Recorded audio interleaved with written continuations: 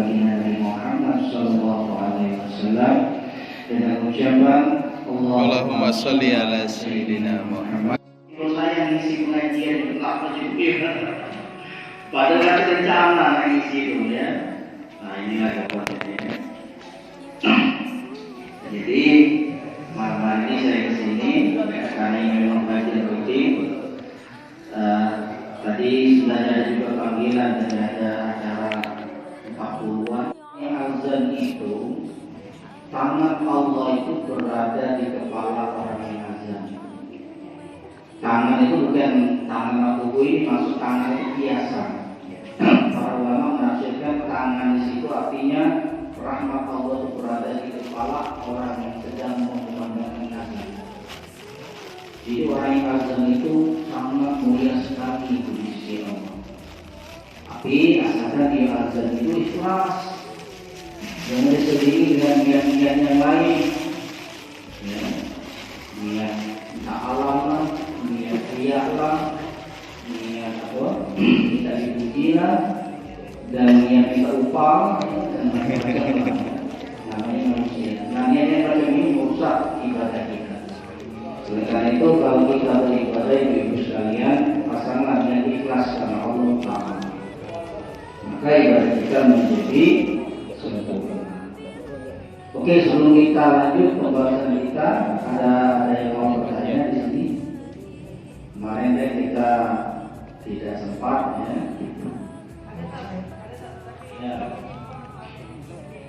Jangan jauh kita nyimpang. Jangan jauh gini nyimpang.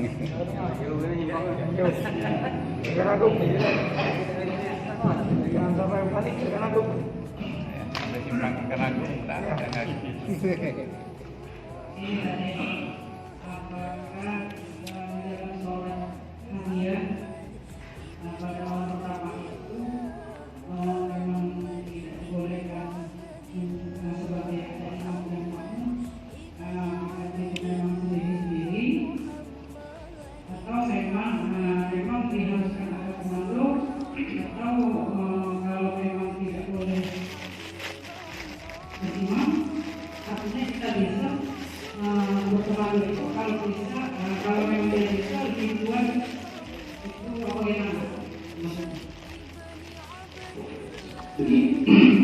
Begini Ibu sekalian. Pada dasarnya sholat itu kan ada dua. Ada yang dimaksud dengan sholat munfarid, ada sholat berjamaah. Sholat munfarid itu adalah sholat yang didahului tidak boleh berjamaah. Kemudian ada namanya sholat berjamaah. Sholat berjamaah ini mayoritas sholat fardu dan sholat sunat muakkad. Nah, sholat macam ini kebanyakan itu berjamaah. Dan ada lagi sholat sunat biasa yang disunatkan berjamaah. Contohnya seperti sholat gerhana, itu kan sunat-sunat biasa berjamaah. Nah, kemudian masalah sholat sunat hadiah. Memang sholat sunat hadiah ini kalau dalam redaksi hadisnya itu sholat ini dewi-dewian. Sholat ini sendiri-sendirian. Tapi walaupun sendiri-sendirian, mesti harus ada yang komandonya juga. Kalau tidak ada orang yang di depan, sang imam itu mengomandonya. Artinya begini, maksud saya setelah selesai sholat sunat hadiah, kita sama-sama mengirimkannya kepada almarhum dan almarhum. Dengan melapaskan Al-Fatihah. Begini Bapak Ibu sekalian ya, sebanyak saya tahu atau saya sendiri bukan ya sebenarnya. Sepengetahuan saya, apapun yang saya lakukan itu, mulai dari awal memandikan jenazah sampai menyolatkan sampai menguburkan, orang-orang yang saya bantu itu Bapak Ibu, alhamdulillah mereka itu mendapat tanda-tanda lepas azab kuburnya. Memang Bapak Ibu, kita pada saat ini susah mencari orang yang ikhlas dalam menolong, susah mencari orang ikhlas dalam memberikan bantuan doa. pada saat ini susah ini. Kamu perhatikan, mulai dari sholat jenazah banyak ada jumlahnya. Kamu perhatikan, lebih banyak dalam masjid atau di luar masjid? Di luar masjid biasa. Itu satu. Yang kedua, lebih banyak mau mengkalkulkan atau tidak? Yang ketiga, lebih banyak mau membaca Yasin atau tidak? Yang keempat, lebih banyak mau membacakan tahlil dan doa atau tidak? Mayoritas orang yang berkumpul di kuburan itu cuma nyangkok, angkat tangan, sama sekali tidak berdoa mereka itu. Ya. Jadi sulit mencari orang yang ikhlas dalam mendoakan. Ini yang terjadi saat ini. Bahkan talqin terlalu panjang, tak Yasin tak usah terlalu ribet, wow. Tahlil tak usah terlalu lama panas, sikirkan wow. Tinggal doa, sudah kumpul, ada selesai balik. Ada yang tidak mengerti si mayit di dalam kubur itu susahnya bukan main. Bahkan ada riwayat ini, ya, ceritanya ini Bapak Ibu. Orang yang mati itu pada dasarnya kebanyakan tidak sadar kalau dia itu mati. Itu. Nah, ini kata kuncinya. Orang yang mati itu Bapak Ibu, dia merasakan seolah sedang bermimpi. Dia dimandikan, dia diyasinkan, dia dikabarkan, dia dipikul. Kebanyakan mereka tuh mimpi. Ya. Ini contoh orang yang saya mati tadi saya contohkan. Dia seperti mimpi. Ketika dia masuk dibawa ke dalam kubur, ingat, ketika ruh itu jadi jasad masuk dalam kubur, ruh itu dibalik oleh Allah kembali ke jasad. Tapi bukan tujuan ruh ini tidak. Tujuannya hanya ingin mendengarkan, menyaksikan datangnya malaikat munkar dan nakir. Ya. Ini agak sulit dijelaskan ketika Allah balikkan ruhnya ke dalam jasadnya. Dia bukan tujuan untuk bangun tidak. Ya. Artinya begini. Alam bahasa itu seperti tubuhnya sendiri, seperti itu maksudnya. Dia akan menyaksikan datang tubuhnya malaikat itu. Makanya kalau ruh itu disiksa, jasad pun merasa sakit. Ya. Ketika ruh itu disiksa, jasad juga merasakan. Misalnya kepalanya diputus oleh malaikat nakir, jasadnya juga pecah, mengeluarkan darah. Misalnya aku ini dijual oleh nakir, makanya berbohong dan seterusnya. Jadi apa yang dirasakan oleh ruh, tubuh pun merasakan. Kemudian balik, ya kan? Tidak ada yang mengulang lagi untuk mendoakan sendiri, tidak ada. Kebanyakan itu yang terjadi pada saat ini. Orang sulit mencari orang yang ikhlas dalam membantu mendoakan si mayit. Ya, susah. Kemudian kadang banyak orang yang menentang.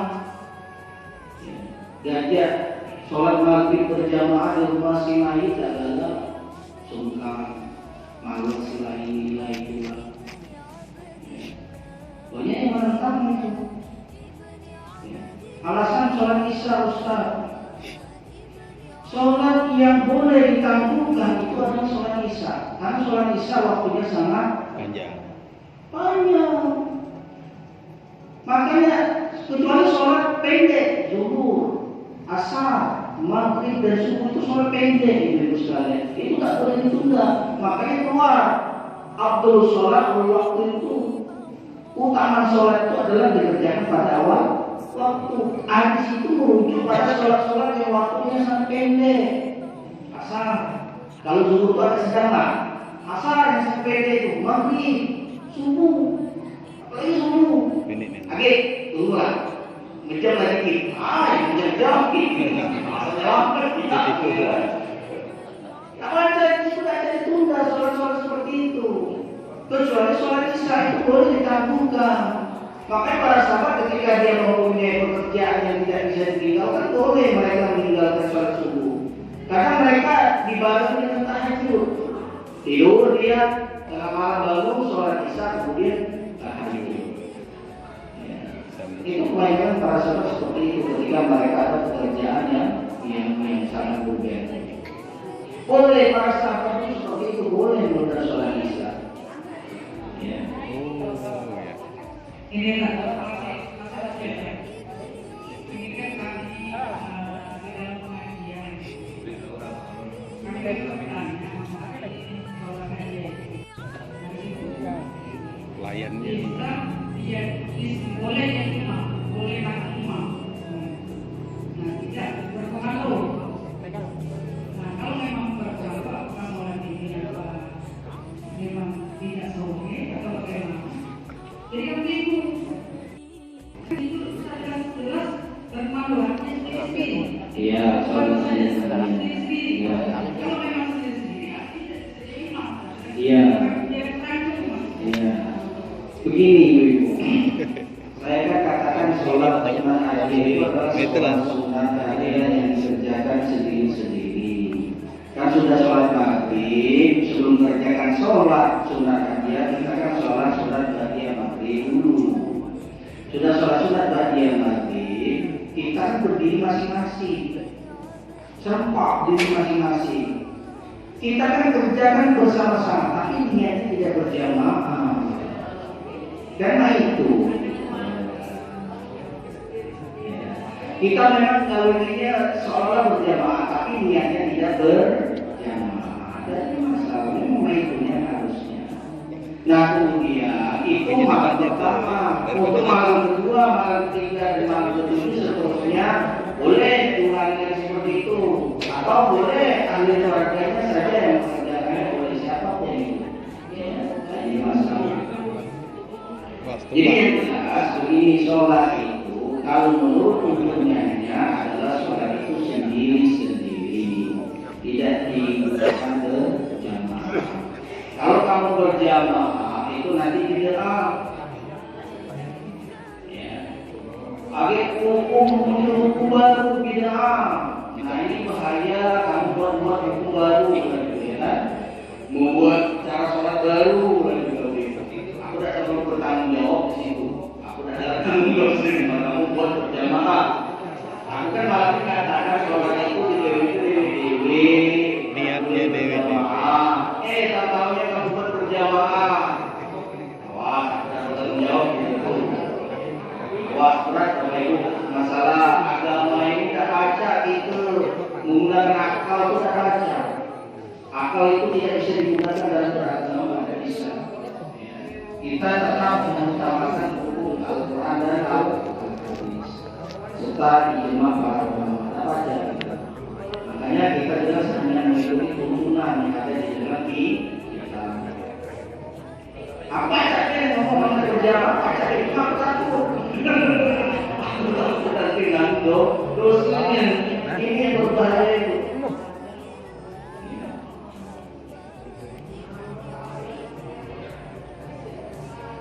Terus Bapak Ibu, ini yang terbaik di sini. Ini saya katakan di sini, kalau kamu memang bisa orang tua kalian meninggal dunia, harus begini catat dia diminta. Malam pertama, panggil orang kumpulkan sholat maghrib di rumah masing-masing, di rumah ahli musibah. Semakin banyak orang sholat maghrib itu semakin bagus. Sudah sholat maghrib, kita doakan sinai bersama-sama. Kemudian kita sholat sunat hadiah.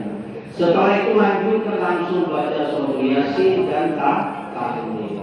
Yang seperti yang kita lakukan selama ini. Itu yang disebut dengan tahlil subuh namanya, tahlil kecil. Nah, setelah tahlil kecil kita lakukan, teman-teman kan, taruhlah jam 8 kita selesai kan. Tapi mencepat jam 7.30 sudah selesai tahlil biasanya. Kita makan, habisnya jam 8. Lanjut, kumpulkan 30 orang yang bisa membaca Al-Quran.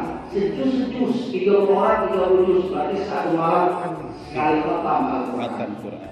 Siapkan karangan. Karangan lebih kurang 1 juta karangan, kurang 1. Jangan gelap, kurang 1. Jadi lebih kurang karangan itu 999.999 karangan. Jadi, Oh, kerikil. ya pikir karangan, serah kamu. Itu karangan cerita. Itu karangan, ya. Karangan. Sampah gitu. Ya kan itu hal kita. Tapi bikin yang bersih, jangan ada kayu. Tapi plastik sapi yang umur.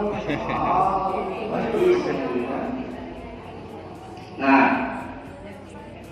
sudah baca Al-Quran, khatam Al-Quran, kamu lanjutkan baca karangan itu. Sekian biji karangan itu kamu bacakan dulu 1 kali. 1 karangan itu 1 dulu. Ambil karangan. Kumpul. Baca Bismillahirrahmanirrahim. Nah, masuk ke lembaga yang sudah dibaca. Kumpul. Terus itu selama 7 hari 7 malam. Nah, 7 hari 7 malam. Selama 7 malam. Selama 7 malam. Jadi maghrib selesai. Tuntas dari itu 999.000 karangan tadi. Kalau tuntas, lanjutkan malam 40-nya nanti kamu tambahkan, atau 7 hari itu kamu tambah tambah, boleh tambah. Pasang tambah, umpamanya karangan yang telah kamu khatamkan Quran, telah kamu bacakan seluruh tumpah di atasnya. Apa yang terjadi? Surah Yasin saja malaikat karena dia takut, apalagi kamu khatam Al-Quran itu juz ditambah belum. Berarti tidak malaikat bisa si mayit dan kubur. Surah Yasin saja sudah luar biasa, apalagi Al-Quran. Luar biasa itu. Bebas biasa kubur. Termasuk orang soleh, termasuk orang surga ya. Inilah yang dimaksud tadi kubur itu macam itu. Karangan itu diiring dengan khatam Al-Quran dan diiringi dengan surah Al-Ikhlas. Nah ini yang hebat itu ini. Inilah salah satu cara yang tepat dalam membantu orang tua kita yang berdoa. Ini salah satu contoh anak yang soleh dan berbakti pada orang tua itu cara membantu orang tua. Nah, oleh Bapak Ibu di dalam kita belajar sekolah, salah satu tugas anak, kewajiban anak kepada orang tua itu adalah bisa mengantarkan orang tuanya masuk ke dalam surga. Itu tugas kita. Kalau anak tidak berhasil memasukkan orang tuanya ke dalam surga, gagal anak. Tidak bisa dikatakan anak itu berbakti. Tidak. Bukan anak berbakti itu sujud-sujud di kaki rumahnya. Ketika rumahnya mati, tidak ada berdoakan. Lebaynya. Tapi di sorot pun, di sorot, emosinya kan, diamnya. Ketika rumahnya mati, tidak lah. Berbukti hasilnya kan. Bukan itu caranya. Nah itu dilakukan dari balai kita muda tua dan unta beliau itu mengangkat hampir Rasulullah itu jatuh dari kudanya. Lalu Rasulullah turun dari kuda menghampiri makamnya tua tadi, makam yang sudah lama itu. Lalu ditanya oleh baginda Nabi bertanya kepada sahabat, ini makam siapa ini? Kata sahabat, ini makam si A bin si A. Lalu Rasulullah memetik beberapa kurma. Itu hadis yang sahih. Dipetiknya beberapa kurma diucapkan oleh baginda Nabi di atas pemakaman. Makanya kalau nama kembang di atas kuburan itu mengikuti dalil tadi. Lalu ditanya sahabat, ya Rasulullah, kenapa engkau mengucapkan beberapa kurma di atas tanah kuburan ini? Kata Rasulullah, beberapa kurma ini dia bertasbih memuji Allah. Nah, dari berkata sepi keluar rumah ini, Allah berkenan mengampuni dosa-dosa si mayit ini. Selagi keluar rumah ini masih hidup dan terus dia bertasbih, maka si mayit azab kuburnya Allah tunda. Ini Bapak Ibu, karena setiap dedaunan itu Bapak Ibu, setiap tumbuhan di muka bumi semuanya bertasbih, semuanya berzikir kepada Allah. Hanya telinga kita saja yang tidak bisa mendengar mereka itu. Makanya Rasulullah ambil, Rasulullah ucapkan di atas pemakaman itu. Itu dasar. Makanya ada tanaman itu, jangan bilang marah dari situ.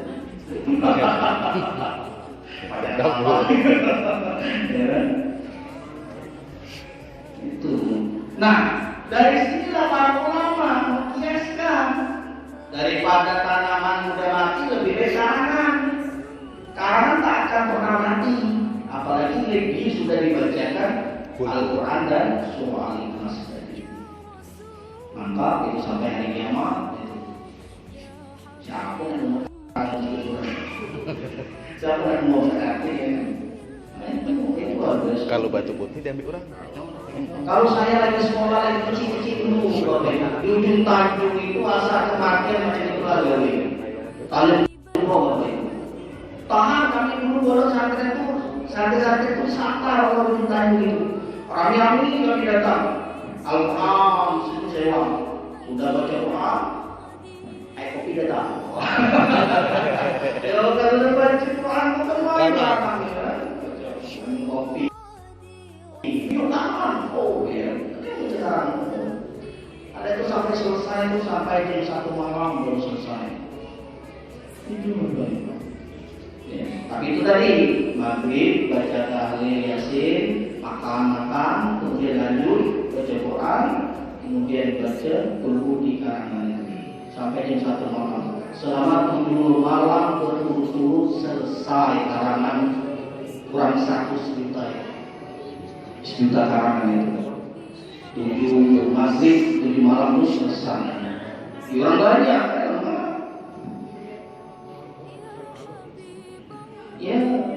ya dapat duit karena dia percaya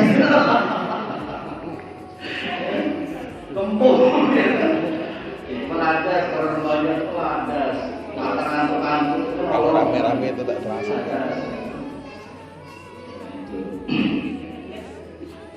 Itu sekarang ini sudah tidak ada lagi dari kumpul.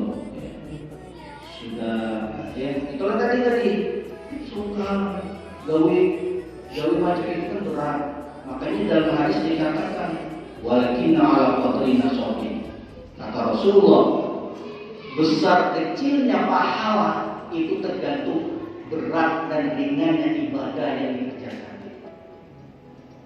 Itu semakin berat ibadah itu digawekan, semakin besar pahalanya.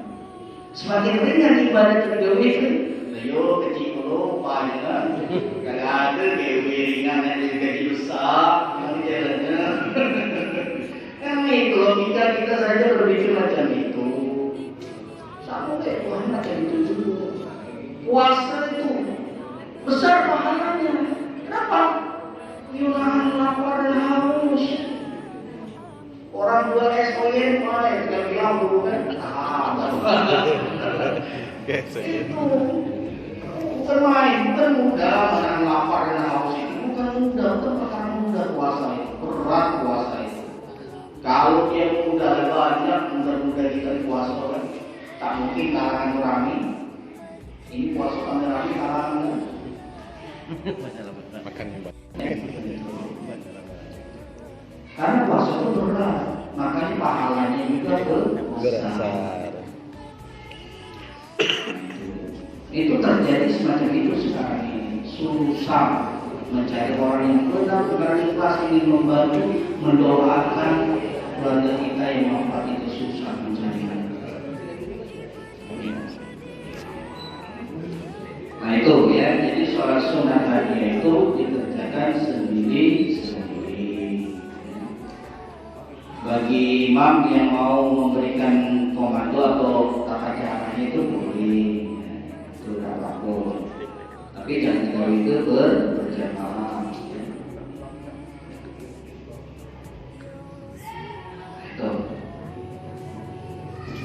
Sudah paham?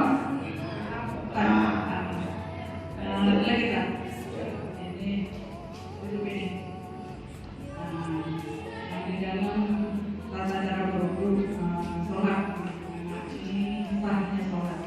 Itu kita mengambil air wudu, tapi kita ini mau sholat.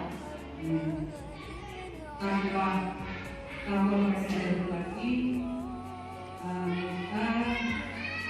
kita sudah berada di pada betapa kita mengambil air mandi, sebelum mandi sudah berwudu, membacakan bacaan wudu, langsung mandi wajib tanpa mengulangi lagi. Itu apakah sah sholatnya atau bagaimana?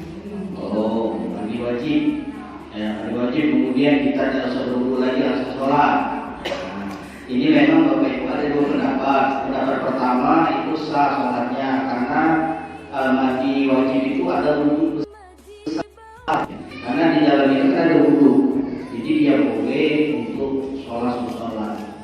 Yang kedua, ada pendapat yang kedua, meragukan antara mandi dengan berwudu beda. Kalau kita mandi wajib, sebaiknya kita berwudu ulang. Jadi ada dua pendapat. Jadi untuk menengahi perkara ini, saya lebih senang mengambil pendapat yang kedua untuk menjaga kehati-hatian. Memang Bapak Ibu, fikih macam itu beragam pendapat. Tapi bagi kita harus bisa juga memilih, menjaga jangan sampai kita akhirnya bilang timbul keraguan. Nah, aku tadi sapi dan kita jangan sampai timbul rasa seperti itu. Kita berwudu 10 kali tadi masalah, ya kan? Tadi masalah. Makanya kalau kita sudah mandi wajib, sebaiknya itu untuk sarannya lebih baiknya kita berwudu kembali untuk menjaga-jaga jangan sampai sholat kita nanti tidak sah. Itu. Ya, tapi kalau kamu meyakini pendapat yang pertama tadi silakan, ya, sah saja, sah, ya, tidak apa-apa. Tapi takutnya nanti muncul di keraguan, hati-hati ibu sekalian. Ya. Tapi kalau bagi saya, menurut pribadi saya mengambil ulang dulu. Apalagi begini. Kalau kita mandi wajib itu jangan diselingi dengan sampo, dengan sabun, Bapak Ibu. Karena sabun dan sampo itu Nabi tidak pakai sampo sabun dia mandi wajib. Dalam hadis tidak dicantumkan itu. Karena sabun dan sampo itu tidak bisa mengangkat hadas besar. Dia cuma banyak mengangkat kotoran sabun itu.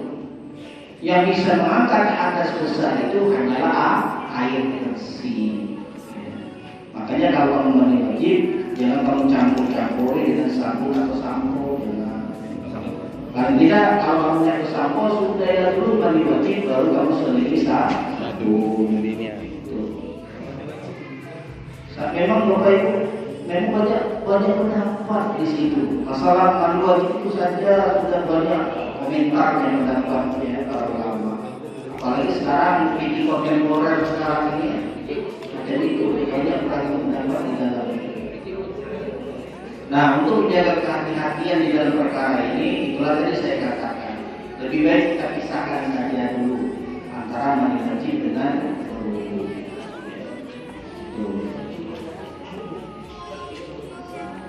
Paham? Kalau kamu memakai paham yang pertama itu silakan. Yang lama tuh memang mengatakan demikian. Tapi kalau fikih kontemporer sekarang itu dengan harus harus dulu. Jadi di sini saya tidak bisa mengatakan itu salah, ini benar, tidak. Ya. Tapi alangkah baiknya, alangkah bijaksananya keraguan-keraguan itu kita hilangkan. Lebih baik kita berwudu saja. Itu lebih, maksud saya lebih pas, lebih menghilangkan keraguan. Dan jadi masalah berwudu kan. Ya. Itu. Ada lagi? 30 malam udah buka yang baru tanya jawab tidak apa. Iya, iya. Oke, Waktu tak banyak juga. ya. Kami pula ya. Nah tadi kami nanya tak. Ya. Apalah bedanya tuh bedanya antara zikir dengan doa. Oh, zikir dan doa. Ya. Zikir itu kalau kita melihat artinya, zikir itu adalah meminta. Atau yang ada yang mengatakan zikir itu adalah menyebut nama Allah.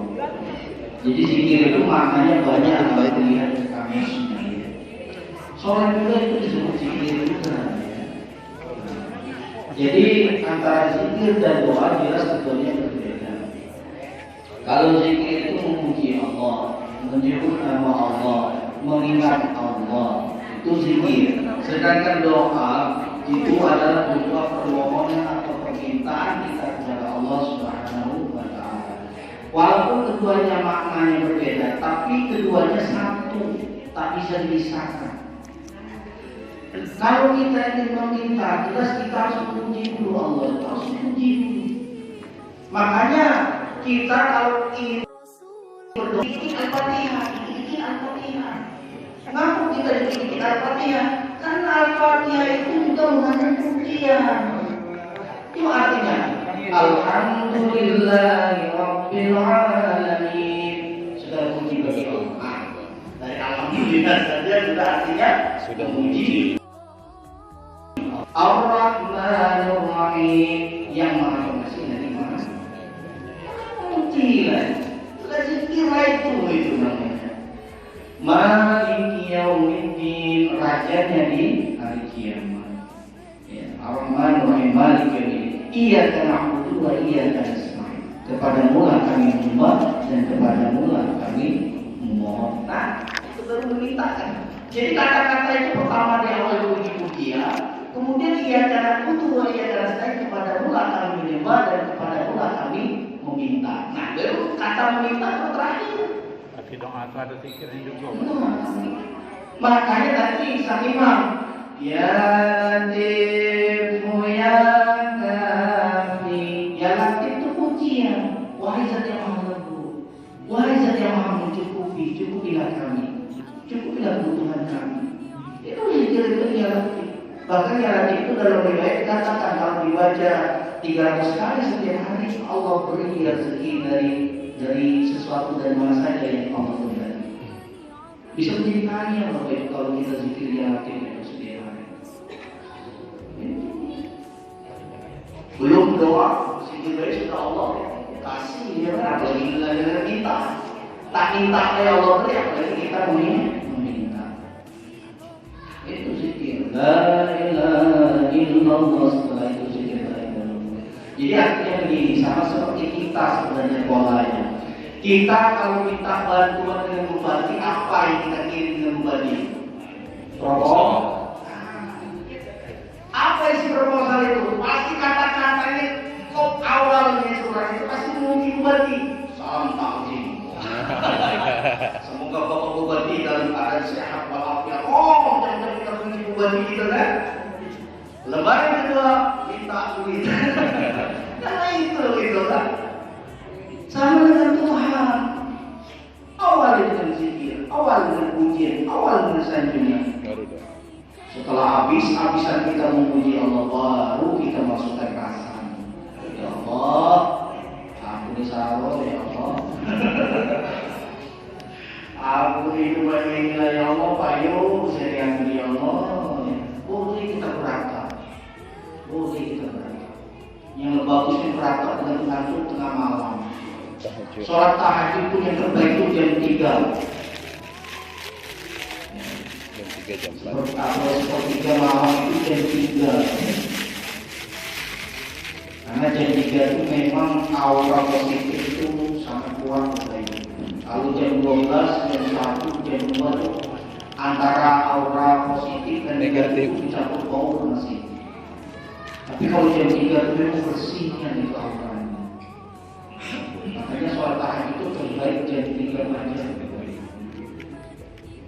Makanya juga jam 3 pagi itu kan tak lama, itu menunggu subuh kan tak lama. Sudah habis tahajud, jam 4.30 kalau nggak salah subuh ya, jam 4.30 subuh lah itu. Kita berzikir, kita memuji Allah, kita berdoa kepada Allah. Tak lama kemudian subuh datang. Nah, sudah.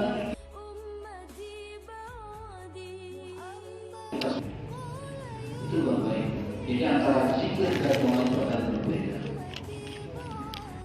Zikir itu adalah memuja Allah atau mengingat Allah. Kemudian doa itu adalah memohon atau meminta kepada Allah. Nah, doa ini Bapak Ibu dia tidak akan naik langit kalau dia tidak mempunyai sayap. Apa sayap doa itu? Yaitu sholawat.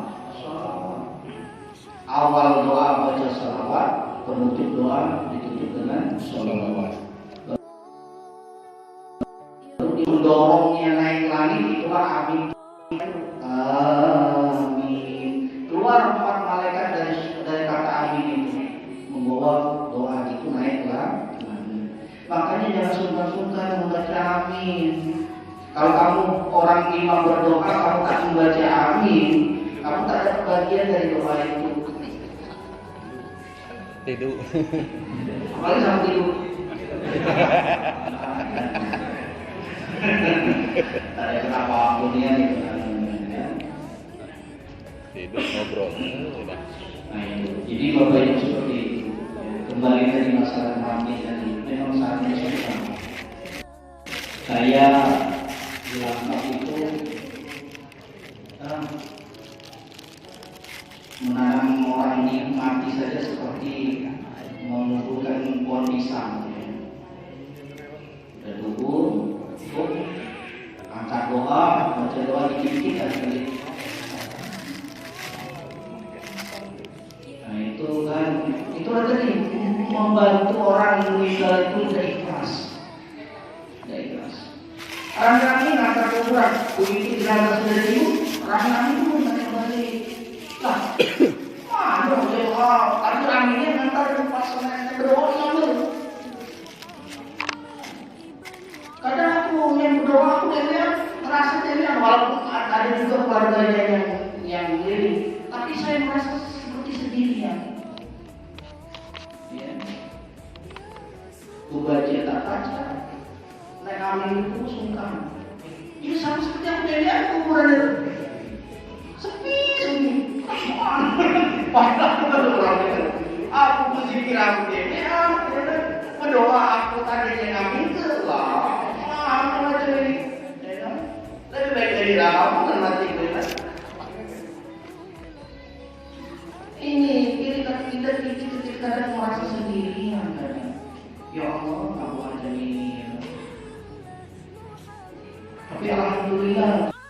Kita ikhlas dan ikhlas mendoakan si mayit, alhamdulillah dia Allah lepaskan azab kuburnya. Allah lepaskan azab kuburnya. Nah ini Bapak Ibu. Itu nanti kita menunjukkan orang ikhlas. Walaupun kita tuh panas-panasan kayak tenda ya kan. Bisa ya? 3 menit lagi kan. Di tanya Pak. Yang Bukan yang dijemput nak tanya. Bahasa Arab. Talqin itu bahasa Arab. Nah, cara talqin ini Bapak Ibu. Jadi sebelum kita talqin, kita Al-Fatihah dulu. Kita Al-Fatihah dulu kepada baginda Nabi Muhammad SAW, para nabi, para ulama, seperti kita baca Yasin lah ya kan, bukan ikuti mawasilahnya. Kemudian setelah itu kita memohon kepada Allah. Tangan kanan kita pegang di kepala, kita di samping kepala itu kan, tangan kita lepas di tanah itu. Kita memohon kepada Allah supaya lisan kita, mata kita, telinga kita itu bisa terhubung dengan si mayit yang ada dalam kubur. Kita tidak terhubung dulu. Sama seperti kita dalam kubur, kita harus mencet nomor, ya kan? Telepon dulu. Jangan orang itu kan baru tersambung. Kalau tersambung, Bapak Ibu, biasanya kalau tersambung dengan izin Allah, kita kadang melihat jenazah itu sudah berbaring dan kubur. Dengan izin Allah bisa merasakan itu jenazah itu sedang berbaring. Memang si mayat itu sebelum datang malaikat mungkar nakir memang terbaring dia. Kalau malaikat mungkar nakir sudah datang dia baru duduk, diangkat oleh malaikat mungkar nakir didudukkan. Kemudian baru diucapkan salam dan ditanya. Itu kalau dengan izin Allah itu. Kalau Allah mengizinkan orang yang bertalqin itu pajak melihat itu ditampilkan sepintas kondisi si mayat dalam kubur. Kalau kita jadi nyambung lagi. Nah tutupnya di namanya. Tanggung. Karena saya pernah merasakan itu mungkin dari izin Allah tadi. Saya merasakan sepintas terlihat si mayat sudah berbaring. Itu kuasa Allah, ya kan? Kalau beruntung terlihat ada beruntung ya. Jadi yang jelas kita minta kepada Allah hubungkan saya dengan si mayit. Itu saja minta. Masalah kamu terlihat itu tidak usah kamu pikirkan. Yang penting kita sudah membaca niat kita minta dihubungkan kepada si mayit. Setelah itu baru kamu baca talqin, Nah, insya Allah kalau kita sudah terhubung, nanti suara kita tuh terdengar jelas dengan si mayit itu akan terdengar jelas. Ma'rabbuka Rabbullah Nabi juga Nabi Muhammad Rasulullah SAW Nabi. Ya. Memang talqin itu sunnah terbaik, sunnah. Tak wajib sunnah dia. Digawe bagus tak digawe kita masalah. Tapi itu usaha kita. Kita nih segala cara harus kita lakukan dulu. Aktif si mayit itu diampuni tak diampuni itu aktif urusan itu. Yang jelas kita ikhtiar dulu. Sudah ikhtiar baru tahu. Tawakal. Kalau ikhtiar TKT, baca tawakal itu. Mana dia ada tawakal? Nak makan iwa. Cuma sekedar berdoa, mencari saja. Aneh mana dia tahu ya?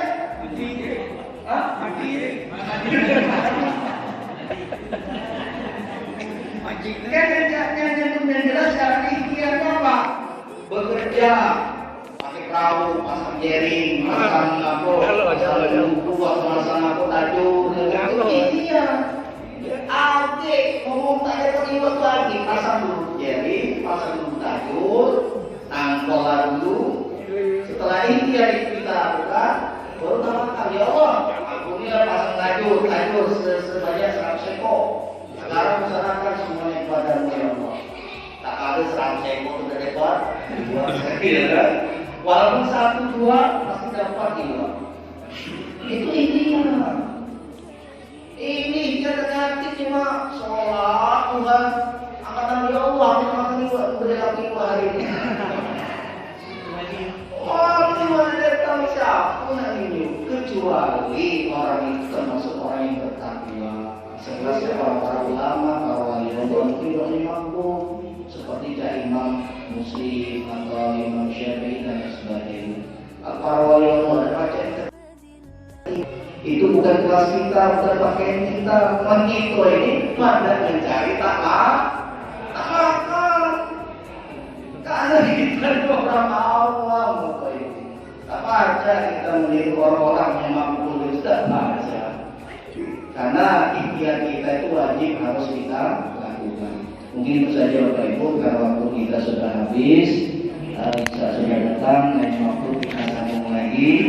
Mohon maaf atas segala kesalahan kekurangan. Assalamualaikum warahmatullahi wabarakatuh.